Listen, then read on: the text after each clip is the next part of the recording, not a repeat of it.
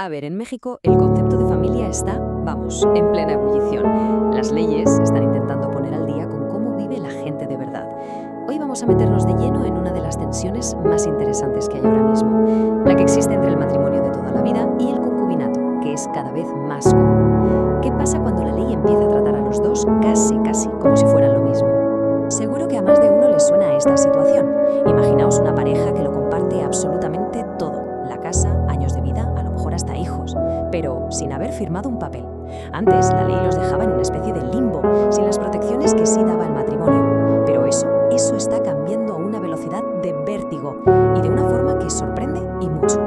Bueno, para entender todo este lío, primero tenemos que echar un vistazo a cómo estaban las cosas antes. La ley en México básicamente te ofrecía dos caminos si estabas en pareja. O te casabas o vivías en concubinato. Y las diferencias entre una opción y otra eran, de verdad, abismales. Fijaos bien en esta tabla porque es súper clara. El matrimonio siempre ha sido el camino oficial, un acto solemne delante de un juez, con unas reglas muy estrictas sobre el dinero, los bienes, y para romperlo hacía falta un divorcio. El concubinato, en cambio, era el camino B, el informal. Era una unión de hechos, sin papeles, sin reglas claras sobre el patrimonio y se podía terminar simplemente diciendo hasta aquí hemos llegado. Eran, vamos, la noche y el día, dos mundos legales totalmente distintos. Y aquí es donde la cosa se pone interesante de verdad. Algunos expertos, como el jurista Joel Chirino Castillo, lanzan una pregunta al aire que tiene muchísima miga. A ver, si le empezamos a dar al concubinato los mismos derechos y las mismas protecciones que al matrimonio, ¿qué incentivo hay para casarse? Estamos, sin querer, haciendo que el matrimonio se quede, como él dice, obsoleto. Pero claro, las leyes no existen en el vacío, ¿no? Hay una fuerza mucho más grande que las está empujando a cambiar, la propia sociedad. La realidad es que la gente ya no siempre sigue el guión tradicional de casarse para formar una familia. Las cosas han cambiado. Y ojo, que no es una sensación, son los números los que hablan. Más de un 15% de las parejas en México viven en unión libre, que se dice pronto. No estamos hablando de una minoría, sino de una parte enorme y cada vez más grande de la población. Y ante esto, pues el sistema legal no ha tenido más remedio que mover ficha. Y aquí es donde entra en escena el actor principal de toda esta historia, la Suprema Corte de Justicia de la Nación. Se ha convertido, de facto, en la gran impulsora de este cambio, reinterpretando la Constitución para proteger a todas las familias, y remarco lo de todas, sin importar si hay un papel firmado de por medio o no. Esta frase que veis de la Suprema Corte es sencillamente un antes y un después. Lo que viene a decir, para que nos entendamos, es que la Constitución no protege un tipo de familia, la matrimonial, sino que protege la familia, en mayúsculas, en todas sus formas y colores. Este cambio de chip es lo que ha puesto todo patas arriba.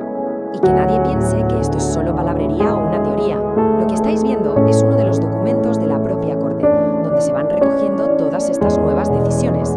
Es la prueba física de cómo, sentencia a sentencia, se está construyendo un nuevo edificio legal para una nueva realidad social.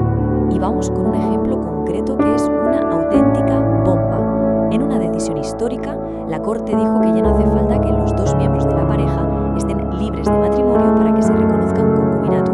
A ver, ¿qué significa esto? Pues algo que suena a lío, pero que es así. Que ahora una persona puede estar legalmente casada con alguien y al mismo tiempo la ley puede reconocer que vive en concubinato con otra persona. Un giro de guión total. Vale, entonces, ¿en qué se traduce todo esto en el día a día? Pues en algo muy gordo, que el concubinato ha dejado de ser esa unión de segunda división. Ahora viene con un paquete de derechos y protecciones que hace nada eran impensables. Y agarraos, porque la lista de derechos es tela. Estamos hablando de pensiones si la cosa se acaba, de derechos a heredar, de acceso a la seguridad social, cosas muy serias que hasta hace poquísimo eran terreno casi exclusivo del matrimonio. La línea que separa las dos figuras se está borrando a una velocidad increíble. Claro, que haya más derechos también quiere decir que todo se complica. Este esquema que veis parece una telaraña, ¿que sí? Pues es que así de enrevesado se ha vuelto el panorama legal. Los jueces ahora se encuentran con casos donde varias familias pueden reclamar derechos al mismo tiempo. Y esto nos lleva a un caso que es el ejemplo perfecto de todo esto. Para que veáis hasta qué punto ha llegado este cambio, vamos a analizar un caso real, fresquito, de la Suprema Corte. Es tan alucinante que hace que toda esta teoría legal se vuelva de carne y hueso, y muy real. Mirad este titular. Así, en mayúsculas, lo soltó la propia Suprema Corte en 2024. Esposa y concubina tienen el mismo derecho. Ya solo la frase te prepara para algo potente. Es una sentencia que hace apenas unos años nos habría parecido de ciencia ficción. Venga, vamos a desgranar el caso que es de película. Un trabajador fallece. El Estado le da su pensión a la mujer con la que vivió los últimos 5 años, su concubina. Pero, sorpresa, de repente aparece la esposa legal, de la que el hombre nunca se había divorciado, y dice, que esa pensión también me toca a mí. ¿Y qué hace la corte? Pues aquí viene lo increíble. Dice que una cosa no quita la otra, que la existencia de la concubina no anula los derechos de la esposa.